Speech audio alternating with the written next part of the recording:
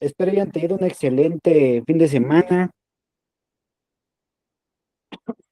Hola a todos, hola Armando, hola Rosy, hola, espero hayan tenido, repito, un excelente fin de semana, un excelente puentecito. Es hora de continuar con nuestras actividades, chicos, es hora de continuar con nuestras clases, nuestro temario. Y ya estamos en la recta final. Esta es la última semana. El día de hoy vemos nuestra última clase de forma, vamos a llamarle así, de contenido del temario. El día de mañana vamos a hacer el repaso generalizado para su examen, para que yo también les dé sus guías de su examen. Y pues el día viernes tienen su evaluación final. ¿Alguien tiene alguna duda correspondiente a eso, chicos? ¿Todo bien? ¿Todo en orden? Ok, bien. Indicaciones y recomendaciones, chicos. Bueno, pues les decía yo que el viernes es su evaluación, es su examen de la materia. Bueno, ya verán mañana las recomendaciones esenciales que les voy a dar. Este, Repito, el examen no es pesado, el examen de hecho no está diseñado para que cueste mayor trabajo, para que esté tan complicado. El examen, si estudian, si repasan, pues van a tener un resultado óptimo. Eh, Adelante, vi que alguien prendió su micrófono. ¿Alguien tiene alguna duda?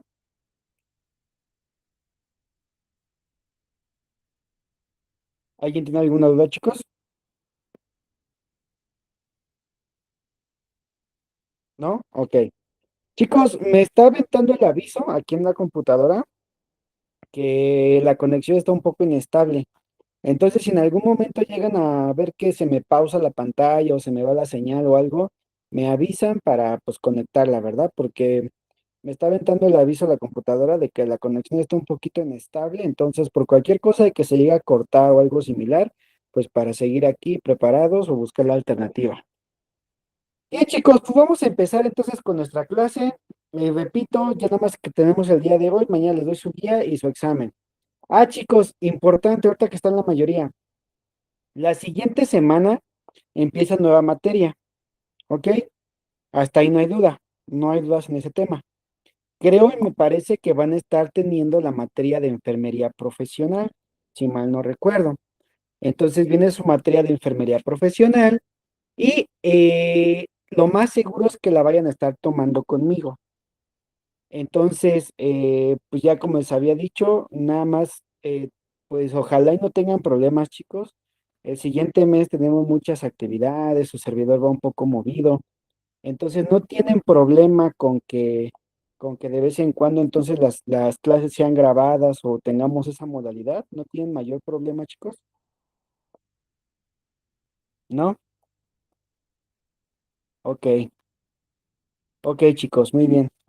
Y igual les comento esto porque quizás y tal vez la primera semana de su siguiente materia, su servidor tenga que salir fuera por unos días. Entonces tal vez esté fuera, pero, o sea, el hecho de que yo esté fuera, pues no lo dejo a ustedes sin sus clases. Ya sea que en donde esté yo busque la manera de conectarme, o en su defecto, si es que yo llegara a salir fuera, si no pudiera conectarme porque no tuviera señal o algo, pues le estaría dejando sus clases grabadas de la misma forma que lo he trabajado, ¿no? Cuando no puedo conectarme de forma sincrónica, pues ya saben que les dejo sus clases grabadas para no tener pendientes, ¿verdad? Entonces, bueno, nada más es como ese pequeño aviso. De verdad nadie tiene ningún problema, nadie tiene ninguna, queja, ¿no? ¿Todo bien? Ok. Bien, chicos. Pues ya nos estaremos viendo la siguiente semana. Y vamos entonces a finalizar, chicos, con nuestros programas prioritarios. Vamos a hablar de los temas prioritarios en cuanto a medicina familiar. Ok, gracias, Rosy. Gracias a todos, chicos, por su comprensión. Gracias. Sinceramente, por las actividades que tenemos planeadas, estaba considerando ahí modificar algunas cosas, en cuanto a las materias, las clases, pero bueno, qué bueno que no tienen mayor problema. Les agradezco también mucho su comprensión. Entonces, bien, chicos, vamos a continuar. Nos faltan por ver algunos programas prioritarios que están enfocados directamente con temas de medicina familiar y es a donde vamos a abordar el día de hoy. Así que ya para no quitar más tiempo a nuestra clase, vamos a iniciar con nuestro tema correspondiente. ¿Cuáles son los programas prioritarios que vamos a abordar el día de hoy? Ya vimos la primera parte de programas que eran enfocados directamente al tema del saneamiento. Hoy ya fuimos también otro tema de programas prioritarios que era enfocado a las IRAS o las infecciones respiratorias. Hoy nos vamos a ir a programas de salud prioritaria en cuanto a temas de salud familiar o incluso que vienen asociados con la higiene y además con aquellos que son de atención a los índices epidemiológicos mayormente presentes, por ejemplo, a los que se enfocan a problemas de diabetes o problemas de hipertensión a nivel nacional. Y empecemos por un tema que es completamente de ámbito familiar, el tratamiento antiparasitario. Si alguien me da el honor, si alguien es tan amable, tan buena persona de ayudarme leyendo la primera diapositiva, se lo agradecería mucho. Hola, Lady, adelante, me ayudas tú, Pau. Tratamiento antiparasitario familiar. La salud de nuestras familias en la comunidad es una prioridad y a menudo prestamos atención a aspectos como la nutrición y la vacunación. Pero hay un tema importante que se suele pasar desapercibido, la desparasitación. Este proceso es clave para mantener el bienestar de todos en casa, especialmente cuando hay niños pequeños y mascotas. A lo largo de este tema exploraremos la relación entre la promoción del personal de enfermería y la comunidad, cómo y cuándo es necesario desparasitar a las familias, la importancia de hacerlo y algunas recomendaciones prácticas para llevar a cabo este proceso de manera segura. Muchas gracias, Lady. Y hablando meramente de programas prioritarios en cuanto a prevención, está muy hablado este tema de las inmunizaciones, las vacunaciones, y sí es importante que se sepa y es importante que se indague. Sin embargo, a veces dejamos olvidado el tema de los tratamientos antiparasitarios. Principalmente, y hablo de forma general, en lugares, en casas, en comunidades en las cuales hay una constante convergencia o convivencia, incluso con mascotas, con fauna, es indiscutiblemente esencial tener un tratamiento de desparasitación continuo, ¿ok? Acorda los tiempos establecidos. ¿Para qué? Para evitar el hecho de tener, vamos a llamarle ciertos parásitos en el cuerpo que pudiesen comprometer la salud y que pudiesen causarnos un problema mayor. Y la desparasitación familiar es un programa prioritario que al menos en el área de enfermería tiene gran peso y que al menos nosotros como profesionales de enfermería tenemos que hacer un trabajo extenuante dentro de su promoción a las familias y a las comunidades. ¿Por qué es importante la desparasitación familiar? Ahora sí, señorita Pau. Claro, profe. Em, los parásitos intestinales son organismos que viven en el intestino de los humanos y pueden causar diversos problemas de salud. Los parásitos más comunes incluyen lombrices, oxuros y tenias que pueden ser transmitidos a través de alimentos, agua contaminada o contacto directo con superficies sucias. Aunque los adultos pueden ser menos susceptibles, los niños, debido a su curiosidad natural y hábitos de higiene menos desarrollados, son especialmente vulnerables a estas infecciones. Claro que sí, Pau, muchas gracias. Y dentro del peligro que tienen los pequeños al tema de los parásitos, hay que mencionar que ellos tienen, voy a decirlo, a veces una nula conciencia en temas de higiene, en temas de prevención, además de que su sistema inmune está en proceso de desarrollo. Por lo tanto, muchas veces para ellos es mucho más difícil contrarrestar, digámosle, el ataque de estos parásitos que pudiesen entrar a su organismo. Por lo tanto, en ellos hay que hacer un trabajo más continuo y mucho más intenso en temas de desparasitación que de hecho a nivel nacional, a mí me tocó, hasta donde yo me quedé todavía se hacía, no sé si esté activo ahorita, pero en las primarias incluso se hacían programas de desparasitación. Una vez cada 6 meses o una vez al año, el personal de salud visitaba las primarias y llegaban con sus frasquitos de albendazo. Me imagino que alguno de ustedes le llevó a tocar y pues hacer la desparasitación.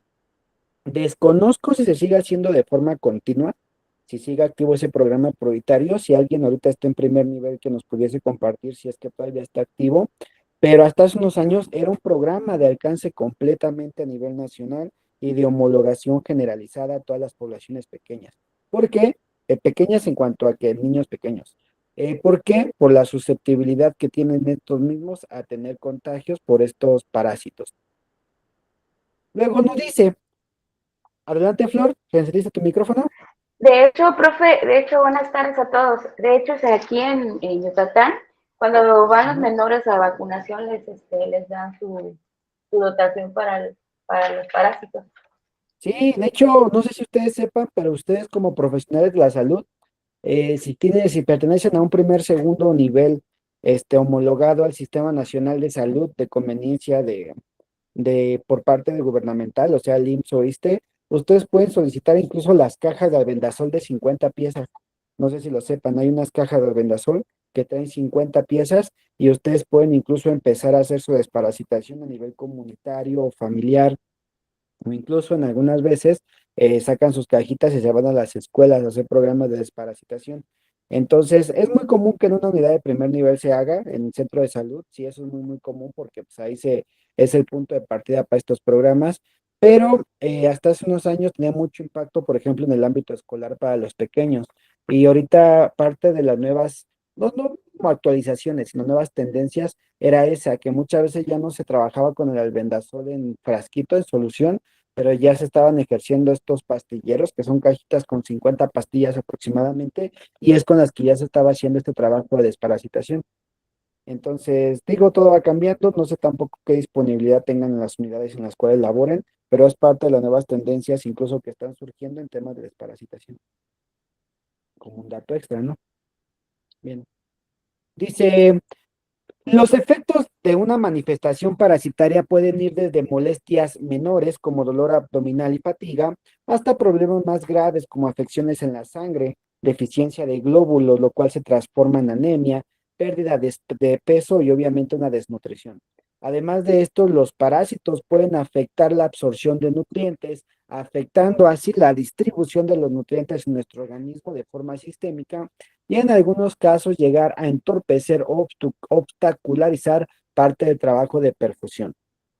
Esto puede ser perjudicial para el crecimiento y desarrollo de los pequeños, limitando la cantidad de nutrientes que percibe el mismo organismo a nivel celular y evitando que se tenga un crecimiento y desarrollo adecuado. Dice, por esta razón principalmente, la desparasitación regular se convierte en un aspecto fundamental del cuidado de la salud. Este proceso no solo ayuda a eliminar parásitos existentes, sino que también previene futuras infecciones y mejora la calidad de vida de toda la familia, teniendo un efecto colateral también sobre nuestro sistema inmunológico. ¿Alguna duda hasta ahí? ¿Alguna duda? ¿Alguna pregunta? ¿Todo bien? Ok, muy bien. Ok, muchas gracias, chicas. Y vámonos con la siguiente. ¿Quién es tan amable, por favor, de ayudarme con esta?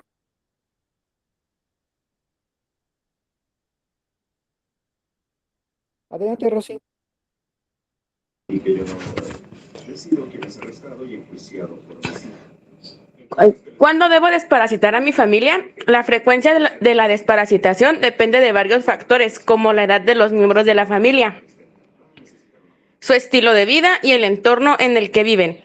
Generalmente se recomienda desparasitar cada 6 meses, aunque algunas situaciones específicas puede ser necesario hacerlo con mayor o menor frecuencia. Sí, muchas gracias, Rosy. Normalmente el tiempo estimado para llevar a cabo un programa de desparasitación, al menos a nivel infantil, es cada 6 meses, o se hace 2 veces al año. Sin embargo, en algunos casos, según las condiciones o factores a los cuales se pueda estar expuesto, se recomienda incluso llegar a hacerlo cada 3 meses. Entonces, de forma mínima, 2 veces al año, con las máximas condiciones y las máximas se pueden llegar a hacer incluso 4 veces al año, haciéndolo una vez cada 3 meses. Va dependiendo meramente de las condiciones, repito, de los aspectos en los cuales se viva, el entorno, a lo que se esté expuesto, incluso el sistema que llega a tener el mismo pequeño. Algunos factores que influyen directamente en la frecuencia con la cual se puede desparasitar es que dice que los niños menores de 5 años, especialmente que asisten a guarderías o preescolares en lugares donde conviven de forma continua con otros pequeños, deben ser desparasitados de una forma más continua y más frecuentes. Dice que la probabilidad de estar expuestos a estos parásitos, pues obviamente es mucho más alta y obviamente se compromete de una forma mucho mayor. ¿Alguna duda hasta ahí? ¿Alguna duda? ¿Alguna pregunta? Bien. Dice, presencia de mascotas también va a ser otro factor que va a condicionar a que haya una desparasitación mucho más frecuente.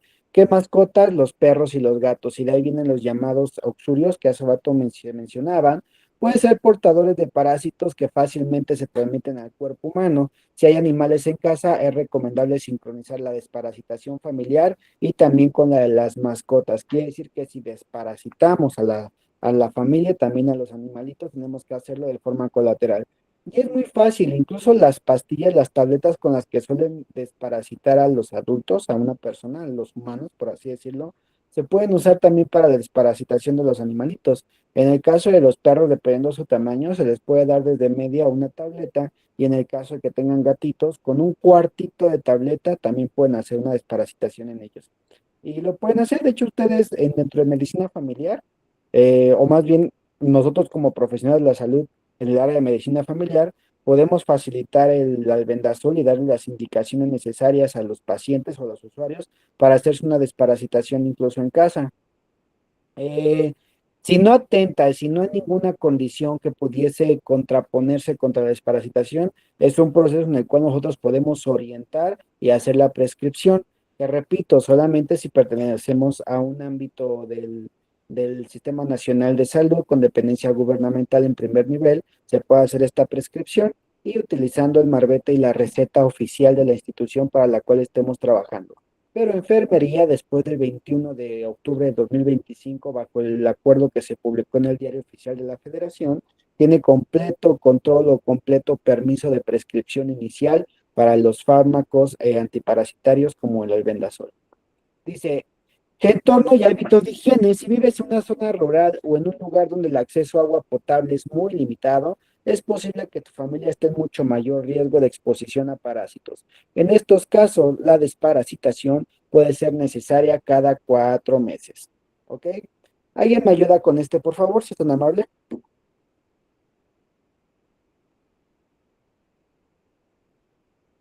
¿Algún voluntario? ¿Quién dice yo? Adelante, Pau. ¿Cómo elegir el desparasitante adecuado? Elegir parasitante adecuado es esencial para asegurar la efectividad del tratamiento y evitar efectos secundarios, indeseados. Existen varias opciones en el mercado, desde jarabes y tabletas hasta tratamientos naturales. A continuación, detallamos algunas de las opciones más comunes. Desparasitantes para niños. Los jarabes son una de las formas más comunes de administrar desparasitantes a los niños, ya que son más fáciles de ingerir y suelen tener un sabor más agradable. Algunos de estos jarabes están formulados especialmente para tratar parásitos como los Oxyorus, que son muy frecuentes en los niños. Ajá. Y normalmente en los niños vamos a ver que vamos a tener más estas fórmulas que son jarabes o soluciones preparadas con base de albendazol y en algunos casos con saborizantes que son mucho más agradables para ellos mismos. Ahora, hay que entender que dentro de los parásitos tenemos también de diferentes tipos y de elegir el adecuado antiparasitario también tiene que ser, es un punto importante que tiene que ser tomado en cuenta. Dice que para los adultos pueden optar por tabletas de amplio espectro, que son incluso un poco más agresivas, que son efectivas contra varios tipos de parásitos. Sin embargo, en caso de síntomas específicos como dolor abdominal persistente, es recomendable buscar un desparasitante para adultos con dolor abdominal que esté formulado para aliviar estas molestias mientras se elimina los parásitos. O sea, hace que además de hacer un trabajo de eliminación de parásitos, también trata la parte de la ahí tiene su nombre, sintomatología que llega a tener el paciente, en este caso la molestia que podría ser el dolor en la parte del estómago. Desparasitantes naturales, dice que algunas personas prefieren métodos más naturistas para desparasitar, como el uso de ajo, semillas de calabaza o extracto de papaya. Si bien estos pueden ser útiles como complemento, no siempre son tan efectivos como los medicamentos prescritos por un médico. Y de hecho lo menciona la bibliografía y es algo que mencionamos con anterioridad. Es importante tomar en cuenta que estos son vamos a llamarle métodos complementarios, no alternativos, porque no vamos a verlo como una alternativa, sino vamos a verlo como un método complementario para complementar la prescripción clínica que ya se está haciendo, en este caso, dependiendo del fármaco antiparasitario que se esté prescribiendo. Ahora, si nos metemos de un poquito, vamos a hacer una pequeña participación del tema de farmacología para poder entender cómo son los antiparasitarios. Ustedes no lo saben, pero todas mis diapositivas del tema de farmacología son de color naranja. Por eso es que si ustedes llegan a ver a lo mejor alguna diapositiva de color naranja, quiere decir que estamos abordando temas de farmacología. Entonces, vamos a entender cuál es la esencia clave de los antiparasitarios. Dice que los antiparasitarios son medicamentos que se utilizan para tratar parásitos. Los parásitos son enfermedades infecciosas producidas por seres vivos, los cuales en algún momento de su desarrollo se alojan y se desarrollan en el cuerpo humano. Dice, se pueden encontrar en el aparato digestivo humano y hay dos tipos diferentes de los parásitos. Lo número uno que son los protozoos, o sea, los protozoarios, y los helmintos. Son frecuentes en todo el mundo y aunque afectan a todas las edades, los niños van a ser los que van a estar en mucho mayor riesgo de sufrir el ataque o las manifestaciones de estos mismos. Hablemos entonces ahora de qué es un antiprotozoario. Si alguien es tan amable, por favor, de ayudarme con esta diapositiva.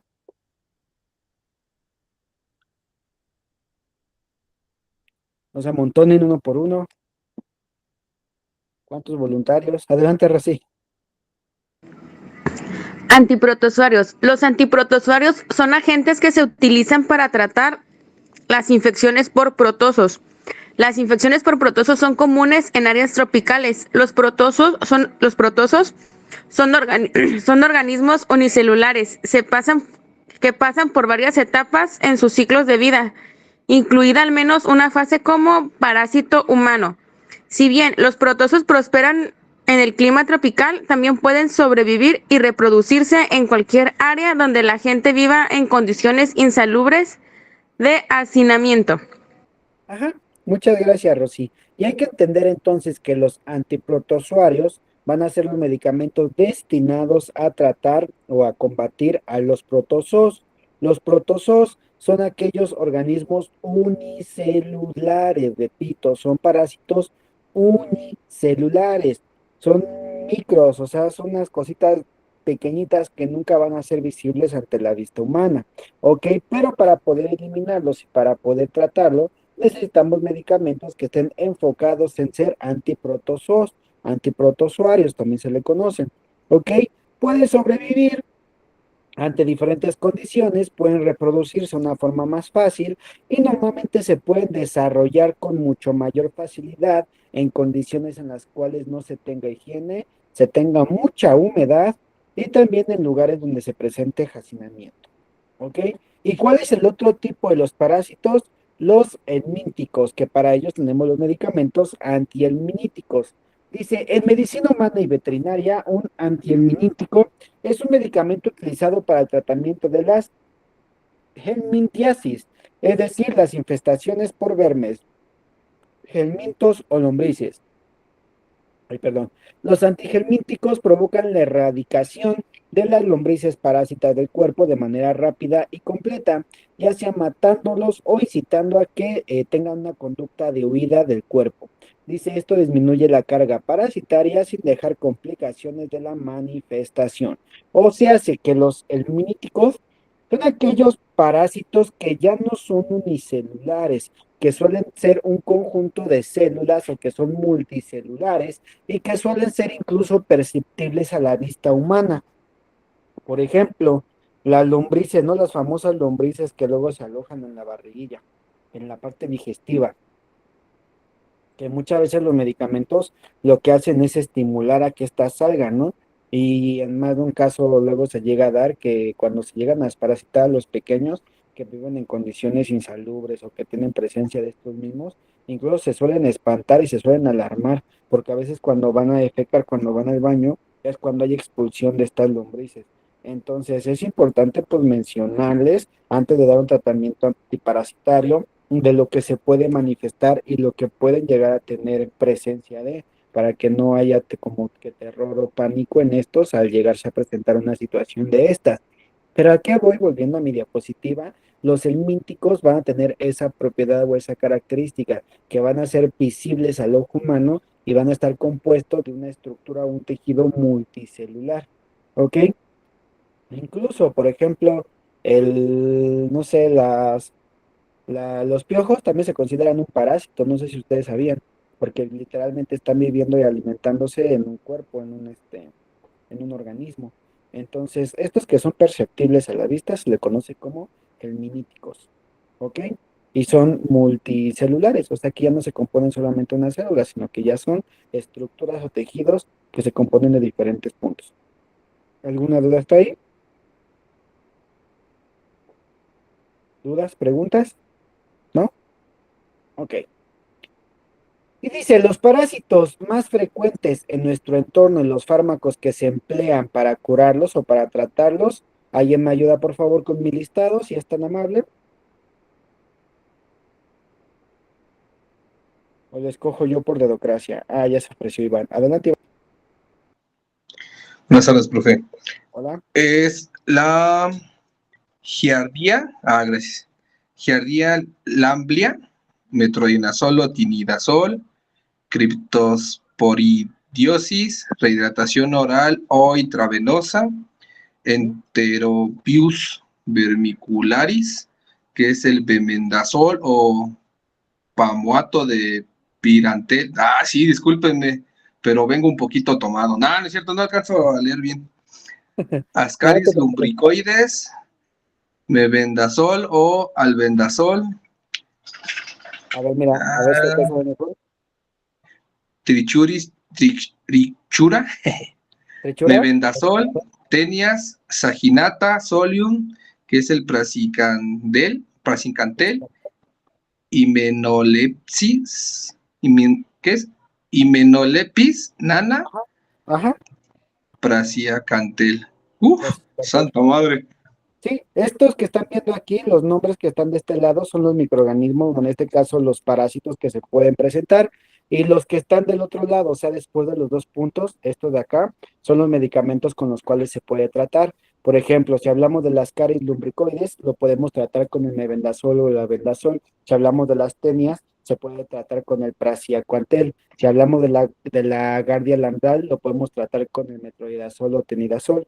Va a ser dependiendo de los parásitos que tengamos o que se pueda tener presencia, los medicamentos que se puedan considerar. Normalmente el que va a estar más ampliado y va a tener mucho mayor espectro va a ser tanto el albendazol o el mebendazol, que son los que normalmente se ocupan incluso en las campañas continuas o en las campañas de desparasitación masiva en escuelas. Entonces son los que pueden tomar en cuenta, ¿verdad? Como programa de atención prioritaria, la parte de desparasitación. ¿Dudas hasta ahí? ¿Dudas, preguntas? Es importante, entonces, dentro de nuestros programas prioritarios en primer nivel, si estamos en el área de nuestro centro de salud o nuestro punto de atención, cada que tengamos un usuario, si siempre y cuando no afecte su tratamiento, indagar si es que ya pasó por un proceso de desparasitación al menos en los 6 meses anteriores y de no ser así, promover la desparasitación. Y en caso de tener los recursos, pues llevarla a cabo informándole al paciente sobre los beneficios de esta misma y si él lo permite. Y bueno, en algunos casos, digo, vale la pena mencionarlo, sí o sí, si se van a un primer nivel, les va a estar tocando realizar estos trabajos y estas campañas de desparasitación, que son muy buenas, muy, muy buenas. Al menos, no sé ustedes, ahí me pasó que yo estaba en la primaria y a mí sí me tocó que me daban mi frasquito. Mi señora madre firmaba para que me dieran mi frasquito y ni modo, ¿no?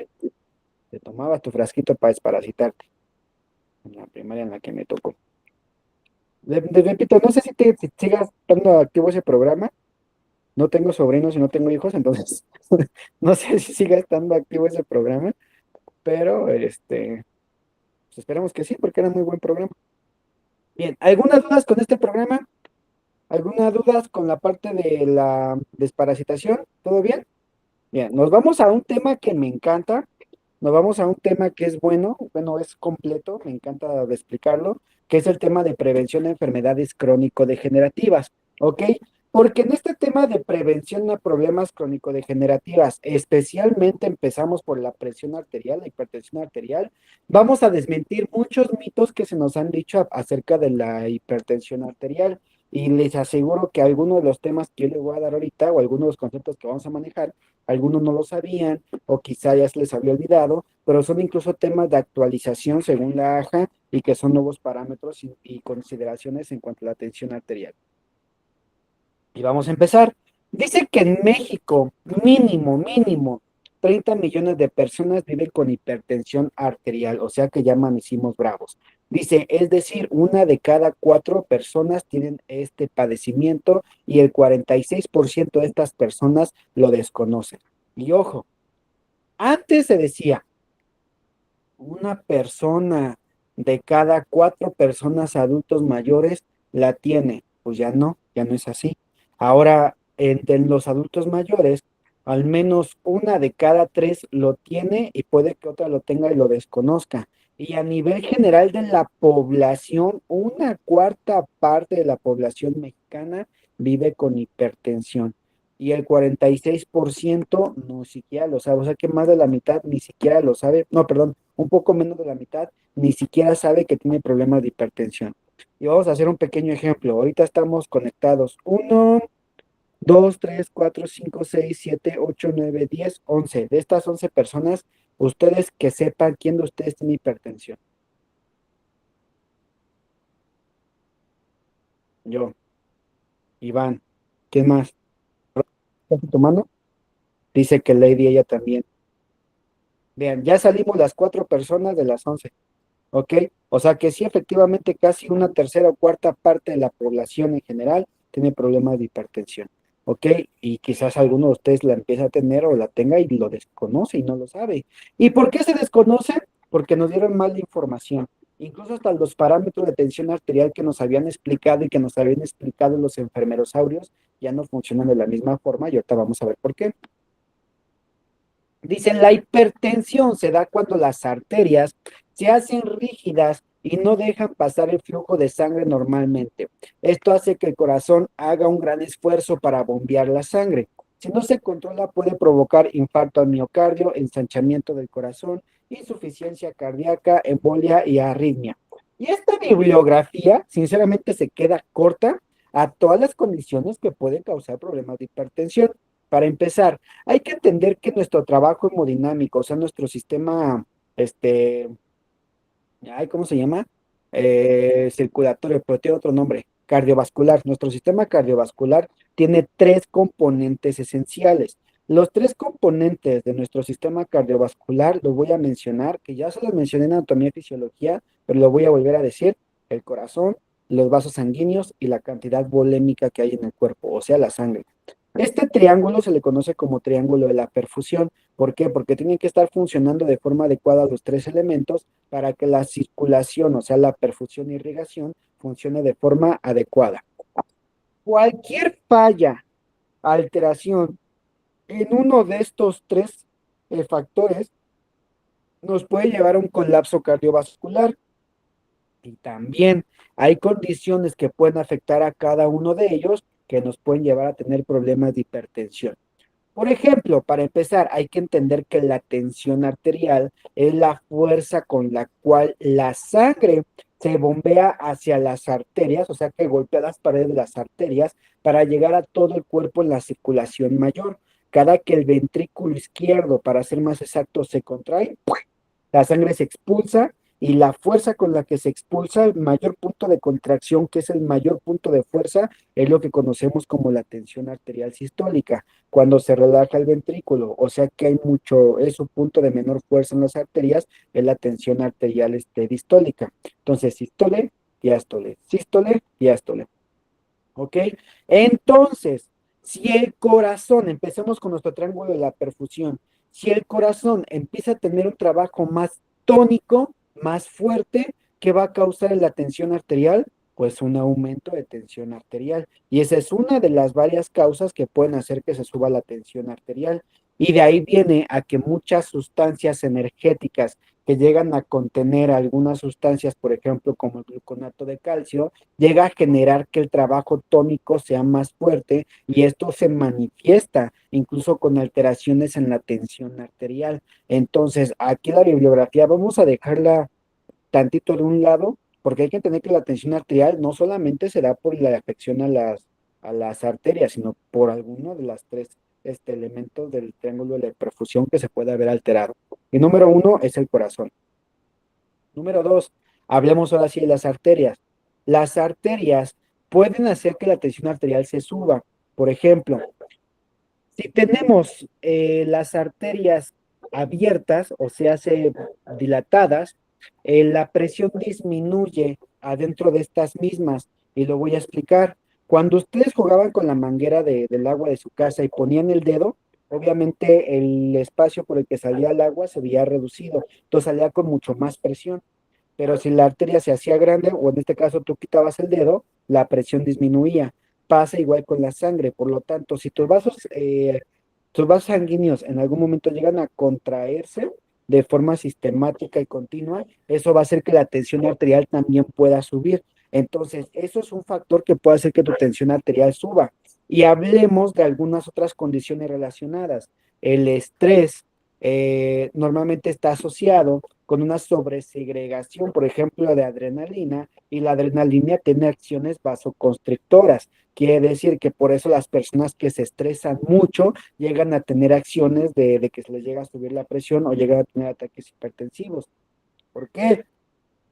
Porque el estrés constante genera que se libere adrenalina y esto hace que los vasos sanguíneos se cierren, además también de tonificar el trabajo cardíaco y obviamente la tensión arterial pues se sube por los cielos. Aquí nos menciona la bibliografía que también se puede presentar cuando las arterias se vuelven rígidas, ¿ok? A esto se le llama ateroesclerosis. La ateroesclerosis que puede dar paso a puede dar paso a la arterioesclerosis, que son dos condiciones diferentes, pueden estar relacionadas también con el aumento de tensión arterial. Y lo voy a explicar. Supongamos que no tengo un tubo por aquí, no tengo un tubo por aquí, no tengo. Supongamos que el vaso sanguíneo es como una liga, ¿no? Es como una liga, como su ligadura con la que luego amarran al paciente para canalizarlo, como una manguerita, ¿ok? Es como una manguerita su vaso sanguíneo. Cuando hay altos niveles de grasa o de colesterol, este colesterol y grasa se empieza a acumular dentro de las paredes, no por donde pasa la sangre, no, sino dentro de la estructura del vaso sanguíneo. Esto hace que el vaso sanguíneo se empiece a endurecer. Y si el vaso sanguíneo se endurece, esto hace que la tensión arterial aumente. ¿Por qué? ¿Dónde va a haber más presión? Poniéndoles un ejemplo, en una manguera de hule o en un tubo que está rígido y es de cobre. ¿Cuál de los dos conductos va a tener más presión?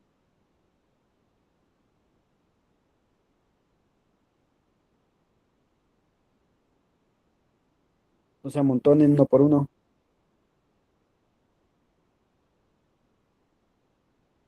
¿Nadie? ¿Puede repetir, por favor, profe? ¿Sí? Les decía yo, ¿qué va a tener más presión? Un un, una manguera que es de plástico, de hule, así como de, pues sí, como de goma, o un tubo que es rígido de cobre. El de cobre, ¿no? ¿No, profe? Sí, y les voy a explicar por qué. Déjenme por mi libreta porque llegó la hora de los dibujos. No se va.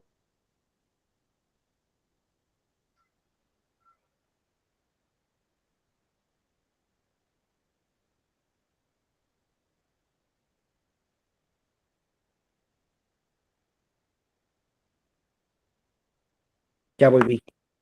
Les voy a poner este ejemplo, miren.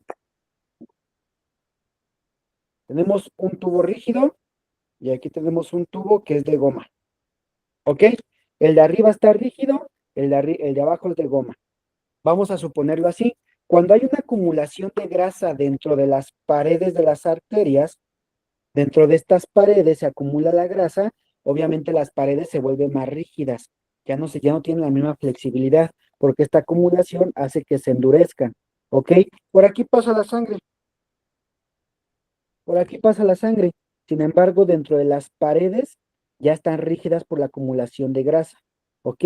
A esto se le llama ateroesclerosis. Y cuando esto genera rupturas y coágulos en la parte donde circula la sangre, se transforma a arteriosclerosis. Pero volvamos al tema. Cuando una arteria ya dentro de sus paredes hay acumulación de grasa, se vuelven más rígidas. Y es el ejemplo que yo les ponía hace un momento. Cuando tenemos una arteria rígida, más dura, aumenta la presión. ¿Y por qué? Porque la sangre, me voy a sacar acá, un poco porque la sangre que viaja empieza a impulsarse, o recuerden que cada que late el corazón, la sangre se impulsa contra las paredes, ¿ok? Entonces, si está rígida la estructura de las paredes, van a devolver con la misma fuerza, esto es principio de física. Si se va hacia las paredes la sangre y las paredes son rígidas, va a regresar con la misma fuerza la sangre y poco a poco va a ir incrementando y haciendo que la presión sea mayor de circulación. En contrario a un vaso sanguíneo que está aguadito y que está blandito. ¿Por qué? Porque cuando la sangre se empuja contra las paredes al estar, digámosle que guanguitas o suavecitas, amortiguan la fuerza y así hay una regulación dentro de la presión con la cual va viajando la sangre dentro de los vasos sanguíneos. Entonces, por eso es que cuando se acumula la grasa en las paredes de las arterias y las vuelve más duras, la tensión arterial empieza a subir porque se vuelven tan duras que la misma fuerza con la que se empuja la sangre a las paredes regresa y eso va haciendo que aumente cada vez más la presión y aumente y aumente y aumente. ¿Ok? Mientras que en un vaso sanguíneo sano, como no tiene acumulaciones de grasa, sigue suavecito, sigue blandito y cada que empuja la sangre contra sus paredes, estas tienen la capacidad de absorber el impacto y ir regulando la presión que se ejerce dentro de estos mismos. Y a esto es a lo que se refiere la bibliografía, que es una de tantas razones. Dice, la hipertensión se da cuando las arterias se hacen rígidas, no dejan pasar el flujo de sangre de forma normal, también por los coágulos que se pueden formar como resultado a la arteriosclerosis, surge la arteriosclerosis y esto genera que también aumente de forma mayor todavía la presión en el torrente sanguíneo. Y esto, si no se controla, pues puede causar problemas graves. Pero esto está relacionado entonces con las condiciones que pueden afectar que pueden causar la tensión arterial que vienen ligados con los vasos sanguíneos. Entonces voy a recapitular, por si se habían perdido un poquito, lo voy a recapitular. Dentro de la hipertensión se puede presentar por un aumento de tonificación cardíaca, por un daño en los vasos sanguíneos como la arteriosclerosis o la vasoconstricción continua, o también el tercer elemento, por un aumento o desbalance de volemia en el cuerpo. Y les voy a hacer la pregunta del millón. ¿Por qué la sal te sube la presión? ¿Por qué la sal sube la tensión arterial?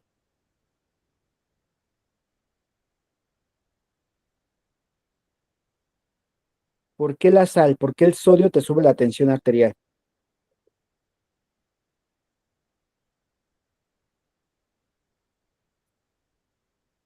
¿Nadie?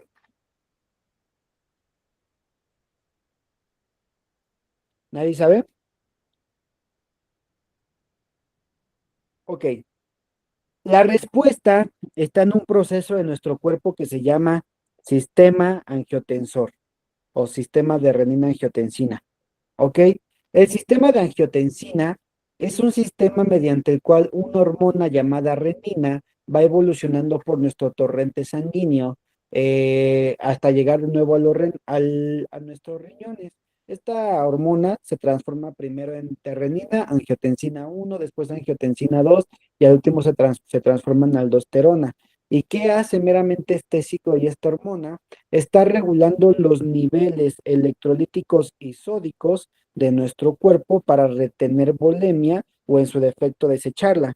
Y en pocas palabras, cuando tú tienes más sodio, más electrolitos como el sodio en el cuerpo, tu cuerpo retiene más volemia, o sea que mantiene más líquidos. Y entre más líquidos tenga tu cuerpo, la presión arterial puede subir.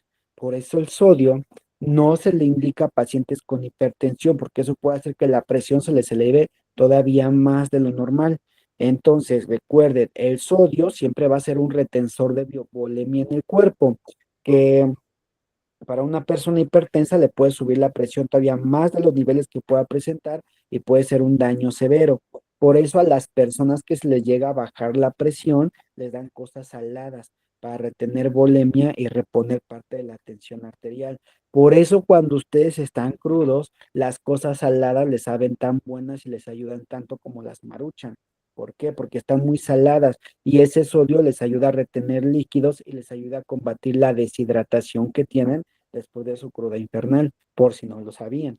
Por eso los sueritos son tan buenos también cuando están crudos, porque es sodio y retiene volemia. La cruda no es más que una deshidratación nivel Super Saiyajin, por eso te sientes como te sientes, ¿ok?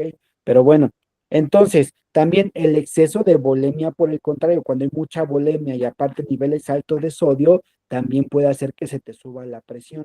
La presión arterial, esto lo saqué directamente de la página de la Secretaría de Salud, pero yo les complemento. La tensión arterial no solamente se puede dar por esto que dice aquí, puede ser una cuestión que se manifieste tanto en el corazón por una cuestión de trabajo más tónico, en los vasos sanguíneos por un endurecimiento de sus paredes o constricción, o también por un exceso de volemia en el cuerpo o exceso de sodio. Esos factores te pueden llevar a problemas hipertensivos. Por eso es que hay familias antihipertensivas diferentes. Por eso tenemos los bloqueadores de canales de calcio que bloquean el calcio que llega al corazón y eso hace que su trabajo no sea tan tónico. Por eso tenemos medicamentos, por ejemplo, como los betabloqueadores que bloquean la captación de adrenalina y hacen que los vasos sanguíneos no se contraigan y que el corazón tampoco se altere. Y por eso también tenemos otras familias como los diuréticos que eliminan la cantidad excesiva de líquidos en el cuerpo que llegan a causar problemas de hipertensión. ¿Ok? Hay diferentes factores que te pueden hacer que tenga la hipertensión y por eso es que hay diferentes tipos de medicamentos antihipertensivos. Pero hasta ahí, creo que me fui muy rápido. Si alguien tiene alguna duda, antes de pasar a lo siguiente, dígame. Yo sé que fue mucha información en muy poquito tiempo, pero si alguien tiene una duda, es momento de hablar. No se preocupen, todo lo que les acabo de explicar no va a venir en el examen. Todavía falta que vean enfermería clínica y farmacología. Pero bueno, ok, gracias, Lady. ¿Nadie más tiene dudas? Entonces, la hipertensión se puede dar por diferentes casos. Que esta que está aquí sea la razón o la causa más común en los adultos mayores, bueno, esa es otra historia. Sin embargo, la hipertensión puede ser causada por muchas cosas. Por eso a algunos les da hipertensión por estresarse tanto. Yo soy hipertenso por los niveles de estrés que llega también en su momento. Pero hay personas que desarrollan hipertensión por los niveles de grasa en el cuerpo. Hay personas que desarrollan hipertensión por problemas en el corazón. Entonces, depende de la condición que se tenga, es que se llega a tener problemas hipertensivos, o porque consumían alcohol, o porque consumían mucho tabaco. Todo esto genera problemas de hipertensión. Entonces, hay diferentes cosas. Y la hipertensión, pues le decía yo que es una condición, una patología de alto índice epidemiológico a nivel nacional que tiene su propio tratamiento prioritario. Dice que la hipertensión arterial es el aumento de la presión de la sangre en las paredes de las arterias debido por algunas causas como la obesidad, sedentarismo, diabetes, consumo de tabaco, ingesta de alcohol en exceso, alimentación inadecuada, colesterol elevado, condición genética que es heredopatológica, etnia, incluso la etnia también te puede condicionar también problemas de hipertensión, uso de medicamentos de tipo esteroideo o incluso uso de anticonceptivos. Todos estos factores pueden condicionar problemas de hipertensión. Dice, la retención de agua en el organismo, el estrés, enfermedades renales y apnea del sueño también puede causar que la presión arterial salga fuera de rango. Vean todo lo que les puede causar que tengan hipertensión. Por eso es que ustedes imagínense, cuando se la pasan fumando toda la noche, se la pasan bebiendo toda la noche, además de eso no duermen nada. Y además de eso, sus riñoncitos se la pasaron sufriendo por la cantidad de micheladas que le metieron a su cuerpo, pues es obvio que al otro día andan que no se aguantan con una deshidratación, les punza la cabeza horrible y traen la presión por los cielos, porque se les subió la presión a causa de todo lo que estuvieron haciendo, ¿verdad? Que aquí no se da porque nosotros somos enfermeros y no hacemos esas cosas, pero bueno, ya saben por qué pasa, ¿ok? ¿Dudas hasta ahí? Algunos síntomas clave del problema de hipertensión son dolor de cabeza, hemorragias nasales, alteración en la visión, cuando ya empiezan a ver borroso, que es cuando la hipertensión ya está muy elevada, náuseas, vómito y también en causas de hipertensión muy elevada, la confusión o estado mental alterado.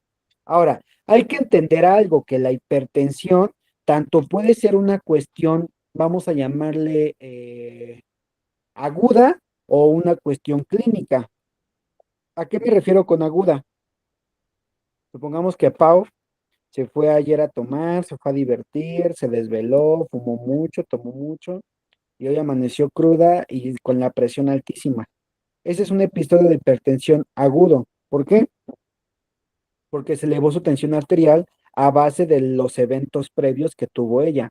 No es que ella sea hipertensa ya por patología, sino que se le subió la presión por las condiciones en las que estuvo expuesta o lo que hizo, ¿ok? Eso hizo que se le subiera la presión. Entonces, es agudo, es repentino. La palabra agudo en términos médicos significa repentino.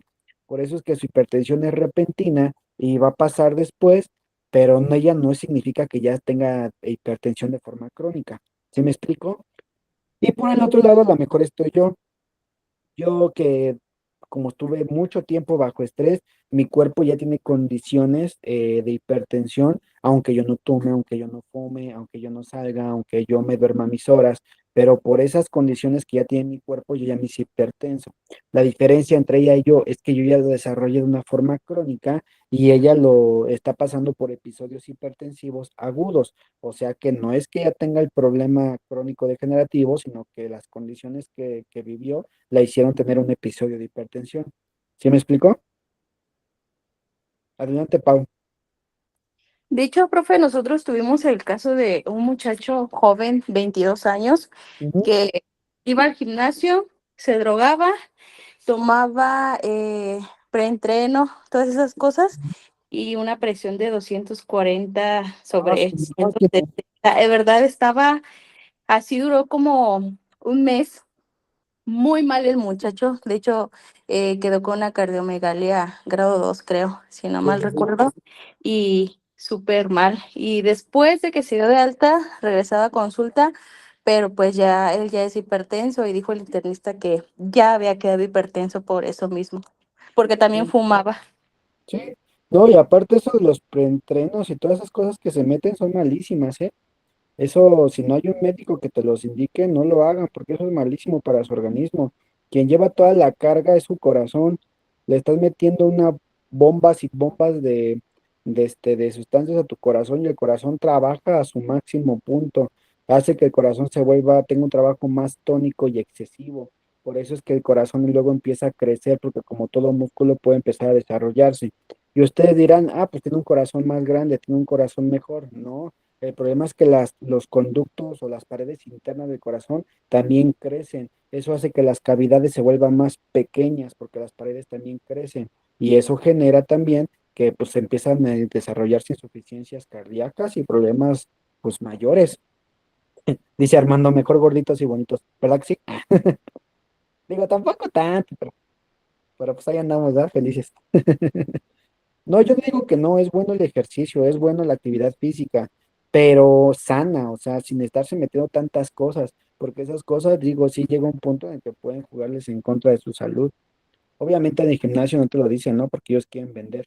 ¿Por qué creen que a Yo cada rato? tomaba, yo tomaba el preentreno y aparte me ponía 2 scoops de betalanina. Oye, se sentía bien horrible, pero No ya no quise manches, el preentreno. no, pues te iba a Ah, y hacer un saludable. Monster, y un Monster. No, o sea, eso de los energéticos y todo eso es malísimo, chicos. Se lo digo Se por eso. sentía bien feo, que por eso ya no lo volví a usar porque sí se siente bien horrible. Sí, no, chicos, cuiden su salud, de verdad. Yo no digo que no vayan al gimnasio, sí vayan, pero de una forma sana, con ejercicio normal, sin estarse metiendo más cosas. Por eso yo estoy no tengo un problema contra los gimnasios, pero tengo un problema contra los entrenadores de los gimnasios, porque muchas veces te dicen, tómate esto, o este preentreno, o esto para aquello, o esto para el otro, y a veces no saben ni siquiera lo que le están metiendo al organismo de las personas. ¿Y qué pasa? Se les sale de control, las personas que están haciendo ejercicio terminan con paradas cardíacas, y a veces ni el mismo entrenador ni siquiera sabe cómo dar una reanimación cardiopulmonar. Por eso es que hace unos años incluso pues estuvo muy regulado eso de que todos los instructores de gimnasio tenían que tomar capacitaciones de reanimación cardiopulmonar, porque sí se le estaba saliendo de las manos por completo. Entonces yo digo que no, la activación física es buena, su media hora de activación física al día es muy bueno, pero siempre háganlo de forma sana sin estar recurriendo a otras sustancias que solamente hacen que su cuerpo vaya al límite. Yo solo Entonces, la usé una vez y era Psychotic, se llamaba el preentreno y era un no, scoop. Fue el Monster y dos scoops de betalanina. Ay, no, yo sentí horrible. Llegué a mi casa con un oxímetro y traía una frecuencia de 180 y tantos. no, pues imagínate, antes no te quedaste ahí con una parada cardíaca, ya eso era ya una taquicardia. Una taquicardia, recuerda que se puede transformar a una parada cardíaca. No que tu corazón se detenga, pero sí puede ser tanto el ritmo del cual trabaje tu corazón que ya deje de ser compatible el trabajo del corazón con el bombeo de sangre. Y obviamente se deja de bombear sangre y pues una parada cardíaca. Y a menos que no tengas un desfibrilador y alguien que sepa de RCP ahí, pues con toda la tristeza del mundo, pues ya, ahí quedaste, ¿verdad? Porque es otro punto, repito, luego ni siquiera las mismas personas de los gimnasios saben cómo hacer una reanimación cardiopulmonar o saben cómo lidiar con eso. Yo ya no lo volví a usar. A No, las ya no dos lo hagan. semanas, un señor sí se puso muy mal en el hospital. Y cuando regresó, pues le dije, ay, mijo, pues fue por tu gusto, tú por hacerle caso a tu coach. Sí, no, no lo hagan, eso es muy peligroso. Incluso las bebidas energéticas, les voy a contar algo muy personal. Yo antes era mucho de tomar bebidas energéticas por aquello de que andaba de aquí para allá, de esto y lo otro, hasta que la vida, estas cosas me cobraron factura y ahorita yo ya tengo un bloqueo ventricular en una ramificación de las vejez. ¿Por qué? Por andar excediéndome en el consumo de estas cosas, ¿no? Y ya desde que me lo diagnosticaron para acá, ya miren, nada de eso, nada de esas cosas, mejor agüita. Lo más que me llevo a tomar ya bien frío es mi Coca-Cola y hasta ahí, sin decir nombres, ¿no? Sin hacer comerciales, pero ya, tanto le agarré así como que miedo a esas cosas que ya no las puedo ni ver porque de verdad son muy peligrosas. No lo hagan, chicos. Si querían un testigo de viva voz, ahí tienen el mío, no lo hagan.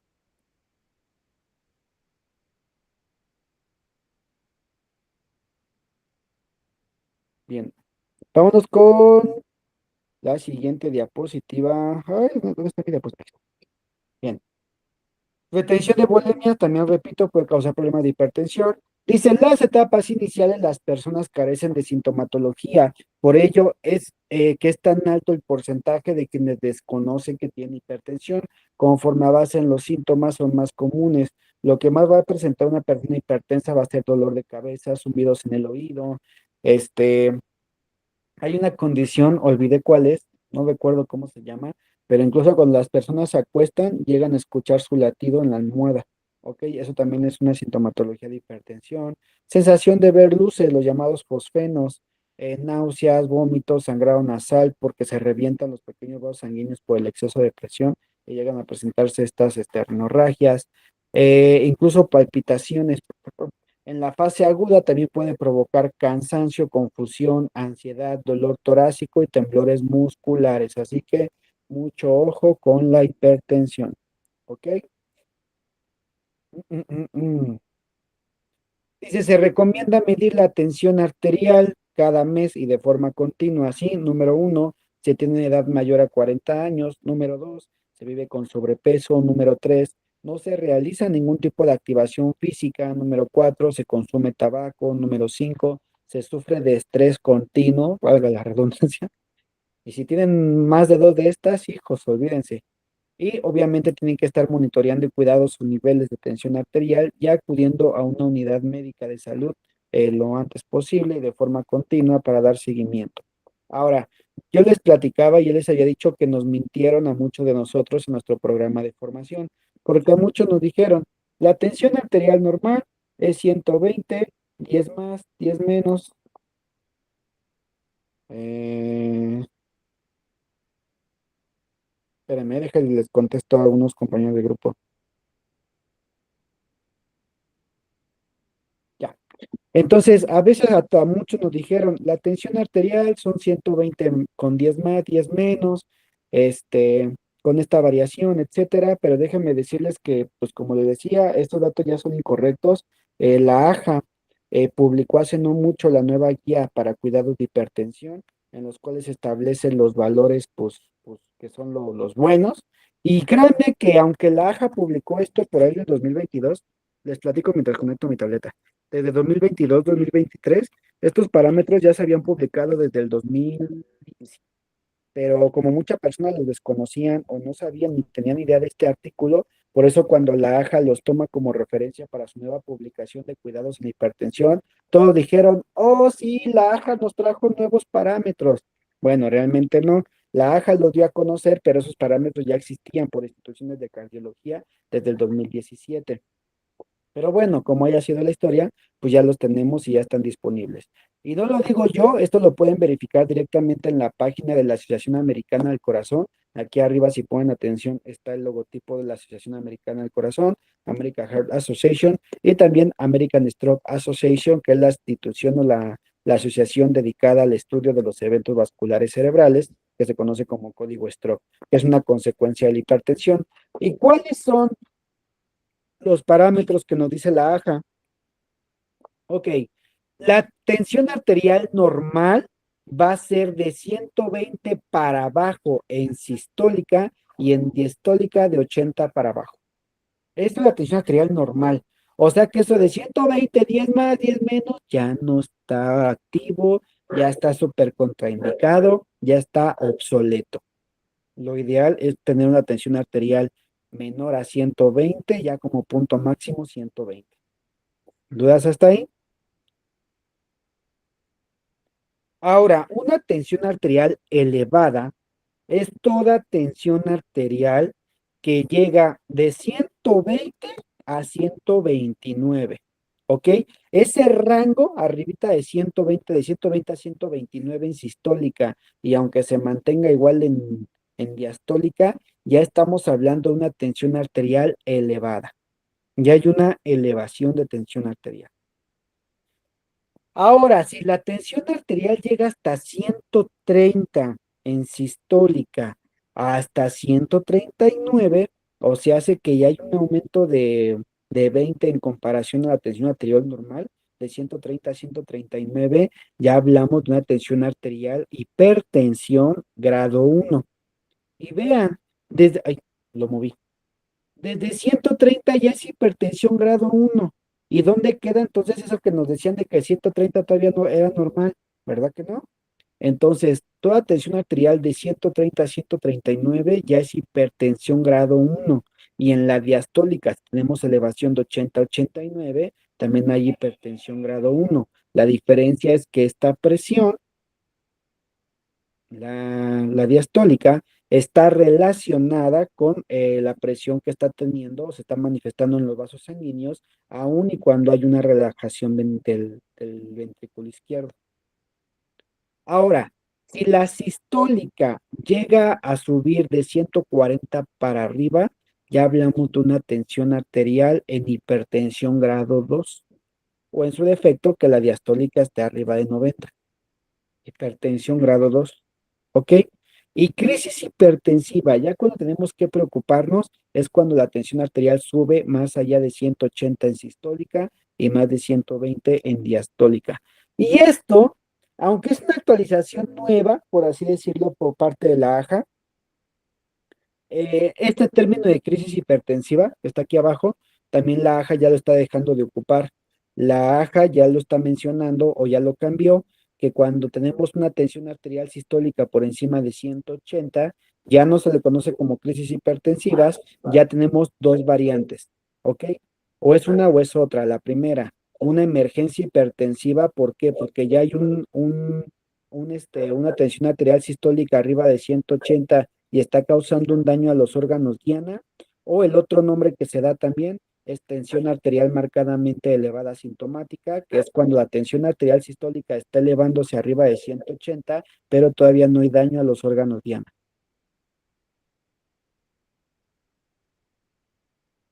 ¿Dudas hasta ahí, chicos?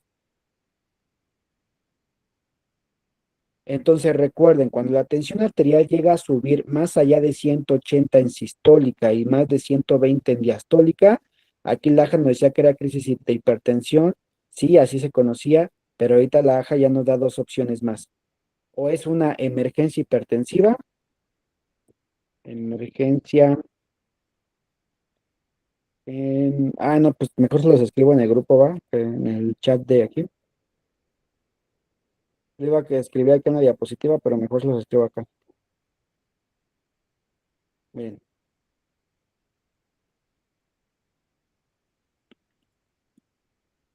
Emergencia hipertensiva cuando tenemos más de 180 en sistólica o más de 120 en distólica. Y, ojo importante, si hay daño en órganos diana. ¿Cómo sabemos que hay daño en órganos diana? Porque ya está habiendo un daño neurológico, renal o incluso en el corazón o en los pulmones. Y por ejemplo, el paciente va a empezar a presentar alguna disfunción en la parte renal, esto, o sea que ya sus riñones van a empezar a fallar, va a empezar a presentar un estado mental alterado por el daño neurológico que ya está causando, dificultad respiratoria, puede empezar a asociarse con problemas incluso cardíacos, ya hay un daño considerable, ahí se los puse. Emergencia hipertensiva, más de 180 en sistólica o más de 120 en diastólica, y si hay daño en órganos diana.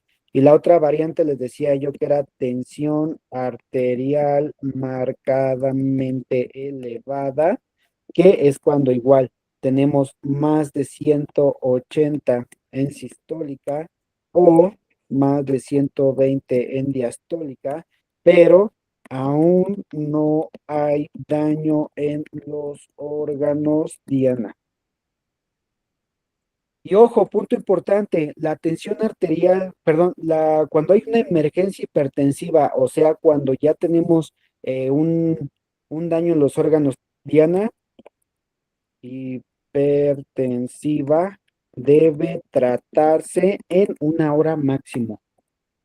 Una hora máximo. Normalmente cuando ya tenemos una emergencia hipertensiva y ya hay daño a los órganos diana, tienes que bajar esa hipertensión, pero ya, a lo que vas. Normalmente se ocupa abordaje farmacológico. Y si tienes voy a ponerlo en siglas, ¿eh? Tensión arterial marcadamente elevada sintomática. En este caso, puedes tomarte incluso hasta 12 a 24 horas para controlarla.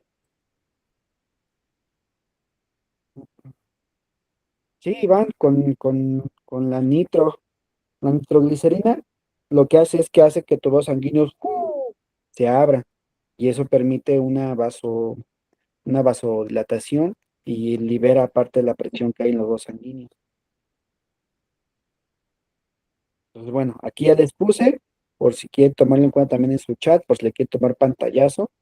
Y créanme que va a haber materias más adelante en las que les va a servir muchísimo esa información, porque cuando lleguen a enfermería clínica van a volver a ver estos temas.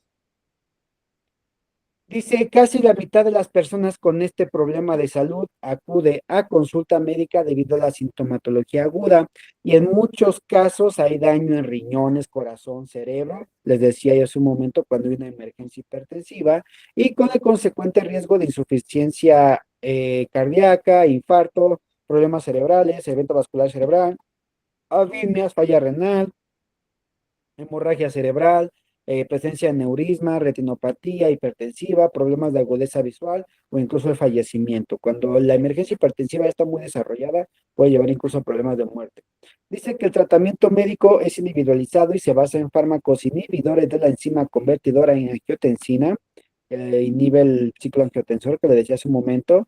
Estos son antagonistas receptores de la angiotensina como la hidroclorotiazida, bloqueadores de canales de calcio y los beta bloqueadores, que después que lleguemos al módulo de farmacología vamos a meternos de lleno con todas las familias de estos tipos de fármacos. Dice, al mismo tiempo las personas deben disminuir su ingesta de sal para no tener exceso de bulimia en el cuerpo, para no retener excesos bulémicos en el cuerpo. Se debe dejar de fumar, se debe reducir la ingesta de bebidas alcohólicas y obviamente realizar actividad física con regularidad, mantener el peso adecuado, aprender a manejar el estrés y medir periódicamente la tensión arterial. Estos son hábitos que mejoran la calidad de vida en las personas que tenemos hipertensión. Es recomendable que las personas mayores de 40 años realicen una medición anual de la presión arterial, así como exámenes de sangre, colesterol y glucosa para detectar cualquier anomalía. Dice que la prevención, detección, apego al tratamiento, vida saludable y exámenes frecuentes son la clave para controlar los niveles de tensión arterial. Dentro de la prevención de este programa, alimentarse sanamente, reducir el consumo de sal, evitar las grasas saturadas, mantener un peso adecuado, realizar actividad física, evitar fumar y también cuidar la salud mental. No hay que estresarse, hay que tomarse las cosas a la ligera. Qué tarde me lo dijeron, pero bueno. Ok. Y siguiente programa prioritario que va de la mano con el tema de la hipertensión, la diabetes. La diabetes va a ser un problema crónico degenerativo caracterizado por algunas anomalías o descontrol en los niveles de azúcar o glucosa en la sangre.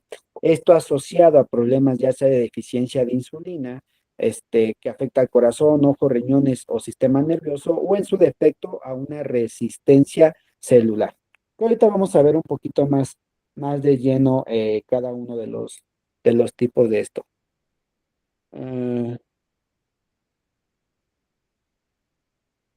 ¿Dudas hasta ahí? ¿Vamos bien? ¿Dudas? ¿Vamos bien? Ok. Dice, es una enfermedad que no respeta género, edad, ni siquiera estatus social, muy presente, también tiene un alto índice epidemiológico en México. Muchas personas también la llegan a padecer sin saberlo, incluso ha llegado a convertirse en una emergencia epidemiológica sanitaria. La causa principal de la diabetes son malos hábitos alimenticios, llenos de azúcares refinadas, grasas saturadas, exceso de sodio. A esto le podemos sumar condiciones como el sedentarismo, la obesidad, factor genético, y obviamente estos malos hábitos van a llevar a sufrir estos problemas metabólicos transformados en lo que conocemos como la diabetes. Actualmente en nuestro país, la diabetes es la tercera causa de muerte, alto índice epidemiológico, se lo decía hace un momento, y es posible que más de 100,000 personas mueran al año por esta enfermedad. Dentro de esta cifra, las personas mayores de 65 años ocupan el primer lugar en muertes. Los niños no están exentos, los niños también pueden llegar a sufrir problemas de diabetes, especialmente diabetes tipo 1. Pueden nacer incluso con este problema, puede ser un factor heredopatológico y también se puede heredar a causa de lo que conocemos como la diabetes gestacional, que es la que se puede presentar durante el embarazo. ¿Y cuáles son los tipos de diabetes? Ya les había adelantado yo esto, sin embargo, se los comparto un poquito más profundo. Diabetes tipo 1 se representa o se manifiesta, perdón, incluso en niños y también en personas jóvenes. Puede ser de aspecto heredopatológico. Normalmente no puede ser prevenida ni tampoco se puede determinar que una persona la tiene hasta que la empieza a desarrollar y se caracteriza por una deficiencia en la producción de insulina. Es una deficiencia en el páncreas para poder crear la cantidad de insulina adecuada. Normalmente van a ser pacientes que van a depender de forma absoluta a la insulina sintética. Puede controlarse, sí, mediante dieta, ejercicio y tratamientos continuos de insulina, tratamiento farmacológico. Diabetes tipo 2. En esta el páncreas funciona bien, pero las células presentan una resistencia a la insulina. Esto va a generar que la sangre empiece a tener acumulaciones considerables de azúcar, ya que el azúcar no puede pasar a las células, entonces se queda como tal en el torrente sanguíneo. Esto puede hacer que el paciente llegue a presentar problemas de energía, ya que no puede procesar la glucosa. Se desarrolla principalmente en personas mayores de 30 años, y aunque aquí dice que son de 40, no, en personas mayores de 30 años se puede presentar. Se puede presentar por sobrepeso, por malos hábitos. Es una situación que sí se puede corregir bajo los hábitos saludables y puede controlarse mediante la utilización y abordajes farmacológicos hipoglucemiantes. Esto ligado a una buena dieta balanceada y al ejercicio. Diabetes tipo 3, la diabetes gestacional, la diabetes que se desarrolla aproximadamente en la semana 24 de gestación. Normalmente puede manifestar problemáticas o sintomatología tanto de diabetes tipo 1 o diabetes tipo 2. Los bebés cuando llegan a tener esta complicación también llegan a sufrir, también llegan a tener problemas de desarrollo, pueden llegar a tener problemas de peso excesivo, incluso pueden llegar a generar, a desarrollar problemas pulmonares del desarrollo y también problemas hipoglucemiantes dentro de su desarrollo en sí mismo. Por eso es que en algunos casos, cuando llegan a sufrir esta condición, es muy común que los bebés lleguen a tener emergencias continuas de hipoglucemias, ya que requieren una cantidad excesiva de glucosa para poder llevar a cabo sus procesos metabólicos. Y repito, se va a desarrollar esta durante el proceso de gestación. Diabetes tipo 4, también conocida como la diabetes tipo LADA o diabetes 1.5, dice que es poco común, pero va a generar y va a mezclar rasgos del diabetes tipo 1, tanto de la diabetes tipo 2. Por esa razón, la Asociación Americana de Diabetes la ha colocado como la diabetes 1.5, que está en medio de las dos. Afecta a personas entre los 20 y 35 años que no presenten sobrepeso ni obesidad. Se trata al inicio con medicamentos orales, pero al cabo de algún tiempo va a necesitar la administración de insulina, porque tanto es una deficiencia del páncreas para crear insulina, tanto también es una resistencia celular.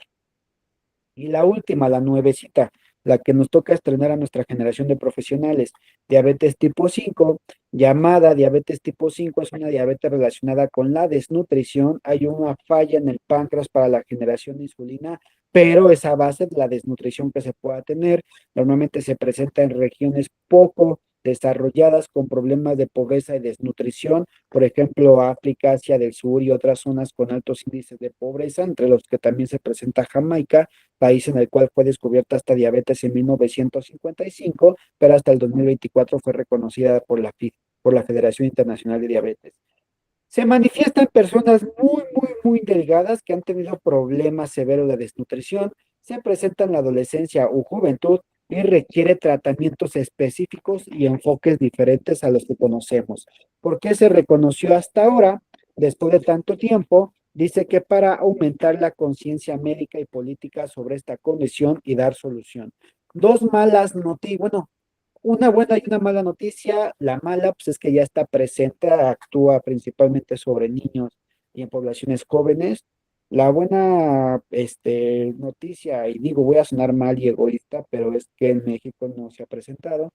Es muy difícil que se llegue a presentar en México, ya que en México estamos peleando con la diabetes tipo 1 y tipo 2. ¿Ok?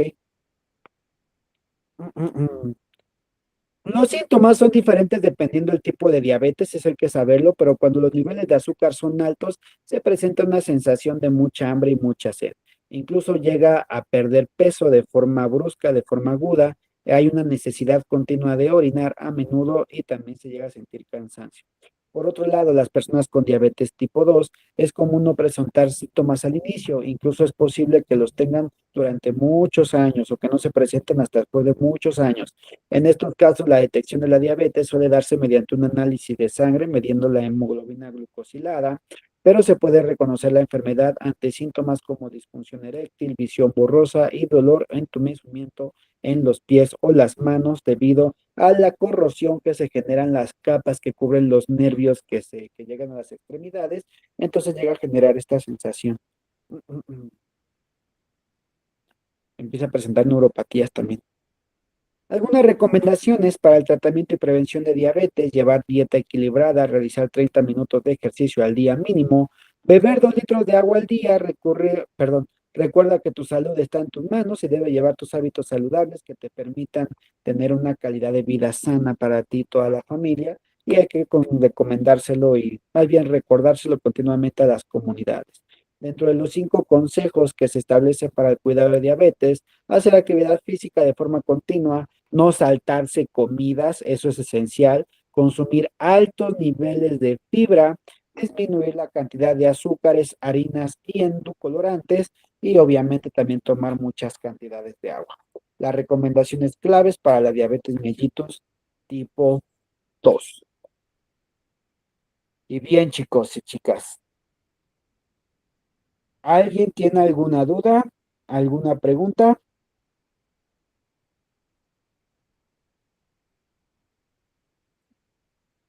¿Dudas? ¿Preguntas?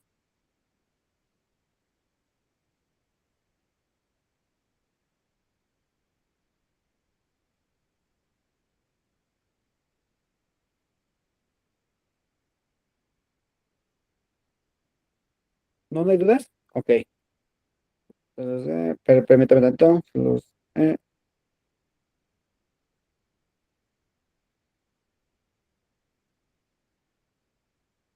es que me da curiosidad porque en el otro grupo que les doy clase, pregunta una alumna, ¿cuándo es el examen? Le digo, pues el viernes.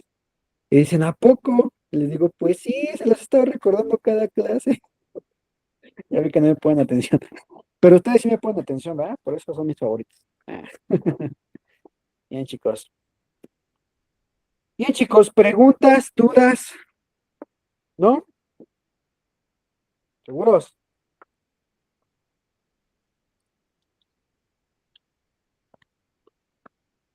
Bien, chicos. Bueno, ok, me parece muy bien. Eh, bien, chicos, pues si ya no hay más preguntas por el día de hoy, pues es el tema que teníamos pendiente. Repito, el día de mañana nos vamos a conectar. Mañana voy a darle su guía de estudio. Mañana les voy a dar sus temas de repaso para su examen. Y pues ya su examen lo estarán presentando el día viernes. Ya saben la dinámica, exactamente la misma dinámica. Ya les avisaré yo el día viernes. ¿Hay alguien que sea nueva o nuevo en el grupo que no sepa cómo realizamos los exámenes? Ok, Zulema, te explico. Zulema, el día viernes ya no nos vamos a conectar de forma sincrónica. Ya no hay clase como tal, pero desde la mañana, desde las 9 10 de la mañana, yo les mando un link. Ese link es el link directo a tu examen. Tú lo puedes realizar a cualquier hora del día. Yo normalmente desde que se los mando, el examen se queda abierto hasta las 12 de la noche aproximadamente. Y en cualquier momento del día que tú tengas libre, te puedes conectar a hacer tu examen. ¿Por qué lo hago de esta forma? Porque yo sé que algunos trabajan, yo sé que algunos ahorita están trabajando y tomando su clase escuchada, que a lo mejor no pueden hacerlo ahorita. Entonces, por eso lo hago de esta forma. Entonces, en cualquier momento que usted tenga en su día, puede realizar su examen. Sí, adelante, Armando, descanse. Entonces, mañana, que diga, el viernes, así le hacemos el examen. Ya no es necesario que se conecten como tal a la clase, ya nada más usted realiza su examen, le pone ahí enviar. No es necesario que mande su captura, nada más con que ustedes pues den ahí por comprobado que hagan su examen. No está difícil si estudian, así como decían mis profes cuando yo era estudiante, me convertí en lo que juré destruir. Si estudian está fácil, realmente mis exámenes no son complicados. Y se los he dicho, si han estado por lo menos en el 80% de mis clases, les aseguro que no van a tener mayor problema en el examen porque todo lo que viene en el examen son cosas que yo les digo o que yo les comento. Entonces, no hay mayor, de verdad no hay mayor problema si ustedes han estado al pendiente, han ido llevando el seguimiento de sus clases. Algunas incluso son de meramente cuestión lógica, pero sí requieren que den una checada, que den un repaso a sus apuntes, ¿ok? Ojo, siempre lo comento porque siempre me pasa. Hay personas que contestan el examen dos veces, o sea, hace que contestan el primer intento y a lo mejor no les va tan bien y luego lo quieren volver a hacer. Y me doy cuenta porque ahí me aparece un Excel donde viene el registro de todos los exámenes. Me aparece el nombre, el correo de quien lo registró, la hora a la que lo registró y el puntuaje. Entonces me doy cuenta porque aparece ahí a las 5 de la tarde alguien sacó 6 y la misma persona lo vuelve a hacer a las 5:30 y sacó 10. Yo digo, ahora resulta, ¿no? Entonces, me quedo con la calificación que se registra. De hecho, eso no se puede hacer, pero aunque lo vuelvan a hacer, yo me quedo con la primera calificación que se registre porque ahí viene la hora en la cual se registra. Entonces, pues no se puede hacer trampa, ¿verdad? Entonces, no es necesario que manden su comprobante al grupo, pero ustedes meramente dense por enterados que le pusieron enviar, le va a aparecer un mensaje que dice las respuestas se fueron enviadas y les da su calificación automático. ¿A qué me refiero? Que ustedes pueden poner ahí, ver puntuación y les aparece la puntuación. Hay preguntas que son, por ejemplo, de 5 puntos, ¿no? Que dice, elige, no sé, 5 programas prioritarios. Y viene una opción ahí y tú tienes que elegir los 5 y vale 5 puntos. Pero si te llegas a equivocar en uno, o sea, por ejemplo, que elijas 4 y en uno te equivocaste, ya perdiste los 5 puntos porque así viene diseñado el examen. Entonces, si le das a los 4, pero te faltó uno y te equivocas en uno, ya perdiste los 5 puntos, tienes que atinarle a los 5. Por eso les reitero, denle una repasada. Yo creo que no está difícil el examen, pero pues sí denle una repasada y pónganse truchas, ¿verdad? También yo sé que alumnos tengo, yo sé que alumnos son participativos, están constantes. Yo siempre lo he dicho, a veces yo sé que un examen pues no mide su nivel de conocimiento y su nivel de preparación. Entonces, eso lo dejo a mi consideración. Por ejemplo, si yo digo, ay, el alumno Néstor Gabriel es súper participativo, es dinámico, le gusta leer en clases y le falló una preguntita, órale pues, ¿no? Ahí te va tu preguntita para que no te afecte. Entonces, pues considérenlo, de tu momento son cosas que yo también tomo en cuenta, que os repito, no es obligatorio que lean en la clase, no es obligatorio que participen, pero de alguna forma pues tienen que ayudarles, ¿no? Ya Rosilla, vale. Problema, ya vale. Entonces, el examen lo realizan el día viernes, chicos. Les voy a ser sincero, como tal, no hay una forma de verificar si hacen trampa, porque yo sé que a veces con un teléfono están haciendo el examen y con otro están buscando las respuestas. Yo lo sé, digo, sería ilógico pensar que no ha habido una persona que lo llegue a hacer, ¿verdad? Pero pues yo creo que más que la calificación, pues véanlo por la parte de sus conocimientos de ustedes, si lo quieren hacer de la forma más sincera, porque a fin de cuentas a mí me engañan chicos, pero a ustedes no. Entonces, pues háganlo quizá de la forma más sincera eh, y pues que se vea, ¿no? Que ustedes también aprendieron y que lo están demostrando. Porque para nosotros como profesores, pues créanme que es la satisfacción de saber que lo aprendieron y se lo llevan. No están para saberlo. Pero, por ejemplo, ahorita estoy evaluando a mis chicas presenciales. Ahorita me están entregando maquetas, están haciendo exámenes. Y me sorprendió muchísimo una de ellas. De verdad me sorprendió porque mis exámenes ahorita son de 100 preguntas para ellos, que son presenciales, porque estuvieron 4 meses conmigo. Entonces, imagínense la carga de información brutal. Entonces, para ellos les hago un examen de 100 preguntas, y una de ellas sacó 99 de 100. O sea, estuvo a nada de sacar un 100 de 100 perfecto. Y cuando le pregunté por qué te equivocaste, me dice, ay, es que no le entendía la pregunta. Y ya cuando se la expliqué, ya me dijo, ah, no, pues es que sí tienes razón. Si hubiera entendido la pregunta, me hubiera sacado un 100 de 100. Y no es por presumirla a ella, no, no, no. Sino que no sabe la satisfacción para uno como profesor ver que tantos conocimientos que se llevan y pues que de verdad aprendieron, ¿no? Porque pues a fin de cuentas para eso estamos aquí, para que ustedes aprendan. Entonces, una satisfacción muy bonita ver eso. Yo sé que con ustedes va a ser igual. Son un muy, muy buen trabajo, un muy buen equipo, un muy buen grupo, trabajan excelente y yo sé que les va a ir bien. Pero bien, esa es la dinámica, Zulema, para presentar su examen el día viernes. Yo les paso el link, ustedes lo contestan, mandan sus respuestas y normalmente un fin de semana después, o sea, hace para el día lunes, pasando el fin de semana para el día lunes, martes, ya me estaré comunicando con ustedes. Repito, chicos, tal vez la otra semana, no sé, todavía no me han confirmado del todo, me toque salir fueras. Entonces, si es que me toca salir fueras y me avisan con tiempo, pues ya yo les los pongo al tanto para decirles, oye, ¿sabes qué? Les voy a dejar sus clases grabadas a lo mejor del martes y el miércoles, o vemos cómo le hacemos, o en donde yo esté busco la forma de conectarme, pero pues no, créanme que sin clase no los dejo. Nunca me ha gustado dejar a nadie sin clase y no va a ser así porque tampoco sería profesional de mi parte. Pero nada más preguntarles a ustedes, ¿no tienen ningún problema de verdad? ¿No tienen mayor complicación? Profe, ya diga que no nos quiere. Le hemos dicho que no hay problema, que lo aceptamos, que lo queremos y nada más se cotiza. No, no, no, es que lo digo porque no, es que no me gusta quedar mal. De hecho, pues yo que encantado, ¿no? De seguir dando clase. Pero yo me siento así como seguros que porque me siento mal, no se crean, como profe, pues me siento mal de que van a pensar que no les quiero dar clase o algo así, pero no, no, Se va a ganar un tomatazo. bueno, está bien, ya dijeron, ¿eh? Y pues ya chicos, culminamos. Nos vemos mañana para su guía, chicos. Vamos a terminar el día de hoy. Bueno, ya vamos a terminar la llamada aquí porque ya enseguida tengo otra clase. Y nos vemos hasta mañana, chicos. Que tengan una excelente noche, que descansen, sueñen bonitos. Si están de guardia, que tengan una excelente guardia, tomen su cafecito y nos vemos mañana, chicos.